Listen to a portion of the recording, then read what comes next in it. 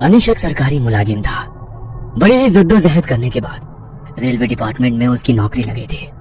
लेकिन अनिश को अपनी नौकरी लगने की जितनी खुशी थी, उसका उतना ही खौफ भी उसकी आंखों में था, क्योंकि उसकी नौकरी किसी सामान्य रेलवे स्टेशन पर नहीं, बल्कि भारत के सबसे खतरनाक रेलवे स्टेशन पर लगी थी, जो सालों से अपने भूतिया किस्सों के लिए मशहूर था, जिसका नाम था बेगुन कोडार। बेगुन कोडार का ये रेलवे स्टेशन इतना ज्यादा खतरनाक था कि बीते कई सालों में यहाँ जिसकी भी नौकरी लगी, वो कुछ दिनों में उसकी मौत का कारण बनकर रह गई। अनिश ने बचपन से उस रेलवे स्टेशन के भूतिया किस्से अपनी दादी नानी से सुने थे, लेकिन जब आज उसकी नौकरी उसी रेलवे स्टेशन पर लग गई थी, तो वो चाहकर भी वहां से अपनी नौकरी को छोड़ नहीं सकता था, क्योंकि उसके घर के हालात ही कुछ ऐसे थे कि एक तरफ कुआं तो दूसरी तरफ खाई थी। अनिश, आज से तुम्हारा ड्यूटी का शेड्यूल थोड़ा चेंज हो गया है। तुम्हारी शिफ्ट अब रात की हो गई है, तो रात को तुम्हें अकेले पूरे प्लेटफॉर्म का ध्यान रखना है। क्या रात को? लेकिन सर, मेरी ज्वाइनिंग टाइम पर तो मेरी डे शिफ्ट की ड्यूटी थी, तो अचानक ये चेंज क्यों हो गई? मैं रात के समय इस रेलवे स्टेशन पर अकेले नहीं रह सकता। आप तो जानते हो ना इस रेलवे स्टेशन के बारे में, ये कितना खतरनाक है। देखो अनिश, ये तुम्हारी जॉब है, तुम्हें कभी भी डे शिफ्ट और कभी भी नाइट शिफ्ट करनी पड़ सकती है। और रही बात इस रेलवे स्टेशन की, तो अब पूरी लाइफ तुम्हें यही जॉब करनी है, तो इसकी आदत तो डालनी ही पड़ेगी। बस अपनी सेफ्टी के लिए तुम इतना कर सकते हो कि रात से लेकर सूरज उगने तक अपने कैबिन से बाहर मत निकलना। लेकिन सर, देखो अनिश, तुम चाहे कितनी भी लेकिन वेकिन करो, लेकिन मैं इसमें तुम्हारी कोई हेल्प नहीं कर सकता। ये हाई अथॉरिटी का डिसीजन है। वैसे भी रात के समय इस प्लेटफॉर्म पर कोई उतरना तो छोड़ो, ट्रेन की खिड़की खोलने की भी हिम्मत नहीं करता, तो डोंट वरी, तुम्हें अपने कैबिन से बाहर निकलने की जरूरत ही नहीं पड़ेगी। उस समय अरुण सर तो मुझे ये बात कहकर चले गए, लेकिन बचपन से मैंने उस रेलवे स्टेशन के बारे में जो किस्से सुने थे, उन्हें याद करके वहाँ रात को अकेले रुककर ड्यूटी करने की मेरी हिम्मत ही नहीं हो रही थी। पर मैं मरता क्या ना करता। वो कहते हैं ना कि मजबूरी इंसान से कुछ भी करवाती है। बस मेरी पैसों की मजबूरी ने मुझे ना चाहते हुए भी ऐसी जगह नौकरी करने को मजबूर कर दिया।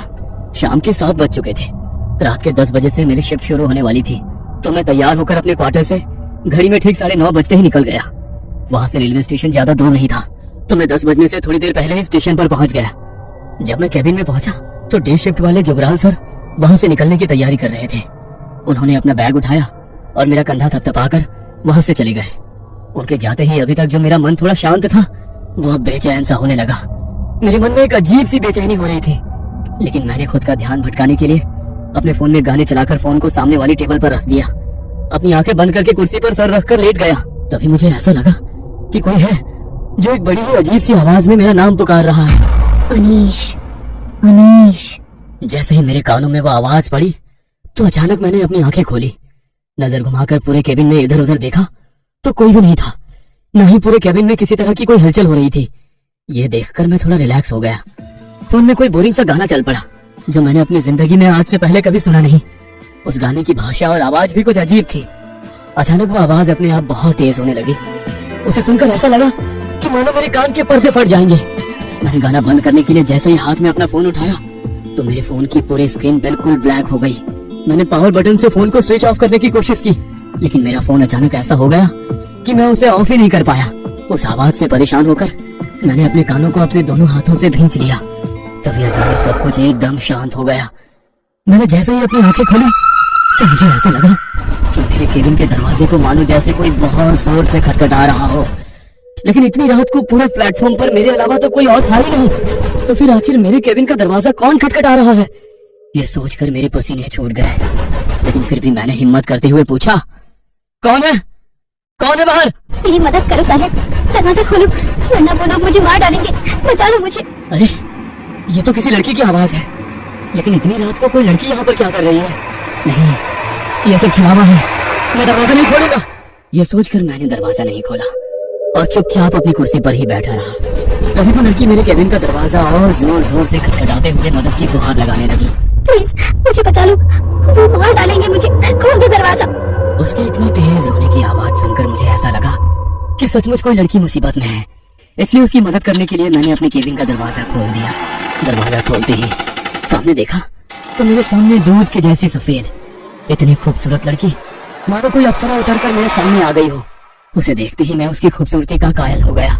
मेरे दिल दिमाग पर जैसे उसकी खूबसूरती का सम्मोहन छा गया। वो मुझसे रोते हुए क्या कह रही थी, मैं ये समझने की सुध भी खो बैठा। तभी उसने अचानक अपने हाथों से मुझे पीछे करते हुए मेरे केबिन के अंदर आकर दरवाजे को बंद कर लिया। प्लीज आज रात मुझे यहाँ छुपा लो, सुबह होते ही मैं यहाँ से चली जाऊंगी। ठीक है, लेकिन आखिर तुम इतनी डरी हुई क्यों हो? क्या हुआ है? देखो, अगर तुम्हें कोई मदद चाहिए तो मैं पुलिस को इन्फॉर्म कर सकता हूँ। नहीं प्लीज, तुम किसी को मत बुलाना। मैं आज रात गोपाल के साथ भागने वाली थी। बहुत प्यार करते हैं हम दोनों एक दूसरे से, लेकिन ये बात मेरे बापू को पता लग गई। गोपाल तो किसी तरह यहाँ से निकल गया, लेकिन मैं यहीं रह गई। कल सुबह गोपाल मुझे लेने आएगा तो मैं उसके साथ यहाँ से चली जाऊंगी, लेकिन सुबह होने तक मेरी मदद कर दो। अगर मेरे घर वालों ने मुझे ढूंढ लिया तो वो मुझे जान से मार देंगे। मैं इसीलिए यहाँ पर आई, क्योंकि इतनी रात को डर के मारे कोई भी मुझे यहाँ ढूंढने नहीं आएगा। मेरी मदद करोगे ना? हाँ ठीक है, तुम चिंता मत करो, लेकिन लगता है कि तुम्हें ठंड लग रही है। जब से आई हो कपकपा रही हो। तुम यहाँ बैठ जाओ, तब तक मैं तुम्हारे लिए चाय लेकर आता हूँ, तुम्हें अच्छा लगेगा। जी। उसे वहाँ बैठाकर मैं केविन के किचन में उसके लिए चाय बनाने चला गया। चाय बनकर तैयार हो गई थी। मैं बस चाय लेकर उसके पास जा ही रहा था कि तभी मुझे उसकी चीखने की बहुत तेज आवाज सुनाई दी। उसकी चीख सुनकर मेरे हाथ में पकड़ा चाय का कप मेरे हाथ से छूटकर नीचे गिर गया। मुझे लगा कि उस लड़की के घर वालों ने कहीं उसे पकड़ तो नहीं लिया। यह सोचकर मैं बड़ी ही हड़बड़ी में किचन से बाहर आया तो मैंने देखा कि मेरे केबिन का दरवाजा खुला हुआ है और वो लड़की भी वहां पर नहीं है। केबिन के फर्श पर खून की कुछ छींटें पड़ी है। मुझे उस लड़की की चिंता हुई। मैं जल्दी से अपने केबिन से बाहर निकला तो केबिन की दाहिनी ओर से मुझे फिर से उसकी चीख सुनाई दी। मैं भागकर उसकी ओर गया तो देखा वो लड़की जमीन पर बैठी हुई है। उसकी पीठ मेरी तरफ थी। वो रोते हुए अपने हाथ से कुल्हाड़ी लिए बेरहमी से किसी पर वार कर रही थी। यह नजारा देखकर मुझे अपनी आंखों पर यकीन नहीं हो रहा था कि जो लड़की अभी कुछ मिनट पहले मेरे पास आकर मदद की गुहार करती हुई रो रही थी, अभी वो लड़की अपने हाथों से कुल्हाड़ी लिए बेरहमी से किसी पर ऐसे वार कर रही है। यह देखकर मुझसे रहा नहीं गया। मैंने उसे आवाज लगाई, ये क्या कर रही हो तुम? किसी को मार डाला क्या तुमने? मेरे इतना कहते ही उसने कुल्हाड़ी से वार करना बंद कर दिया और उसने अपनी गर्दन मोड़कर जैसे ही मुझे देखा तो डर के मारे मानो मेरी आत्मा मेरे शरीर से निकल गई हो। उसका पूरा चेहरा खून से लथपथ था। आंखों की जगह बस काली पुतलियां थी। चेहरा बुरी तरह से कटा फटा हुआ था। उसने मेरी ओर देखकर बड़े ही भयानक तरीके से मुस्कुराया तो उसके लंबे काले दांत देखकर मुझे ऐसा लगा कि घिन के मारे मुझे उल्टी हो जाएगी। वो अपने सामने पड़ी लाश के मांस को अपने हाथों से पकड़कर खा रही थी। उसे देखकर मैं इतना डर गया कि डर के मारे मेरे पैर वहीं जम गए। तभी उसने फिर से मेरी ओर बड़ी ही भयानक हंसी के साथ हंसते हुए देखा। वहां से भाग गई। मुझे लगा कि अब वो वहां से चली गई है, इसलिए मैं थोड़ी आगे जाकर उस लाश को देखने गया ताकि पुलिस को इसकी खबर दे पाऊं। लेकिन जब मैं उस लाश के पास पहुंचा तो उसे देख मेरा कलेजा मेरे हाथ में आ गया। वो नजारा देखकर मैं इतना डर गया कि डर के मारे मैं वहीं पर बेहोश होकर गिर पड़ा। सुबह जब मेरी आंख खुली तो मैं अपने केबिन के चेयर पर था। प्लेटफॉर्म से बहुत शोर सुनाई दे रहा था। मैंने बाहर निकलकर देखा तो प्लेटफॉर्म पर काफी सारे लोगों का जमावड़ा लगा हुआ था। प्लेटफॉर्म पर किसी की लाश पड़ी थी, इसलिए मैं भी लोगों के बीच से जाकर उसे देखने गया तो डर के मारे मेरी आत्मा से हर उठी, क्योंकि लोगों के बीच पड़ी वो लाश किसी और की नहीं बल्कि मेरी ही लाश थी। इस रेलवे स्टेशन पर पोस्टिंग वाले हर ऑफिसर की तरह ही आज मेरी भी मौत हो चुकी थी। अगर आपको कभी इस रेलवे स्टेशन पर एक रात बिताने का मौका मिले तो क्या आप यहाँ आना चाहेंगे? शायद मेरी ही तरह वो लड़की आपके पास भी मदद की गुहार लेकर आ जाए।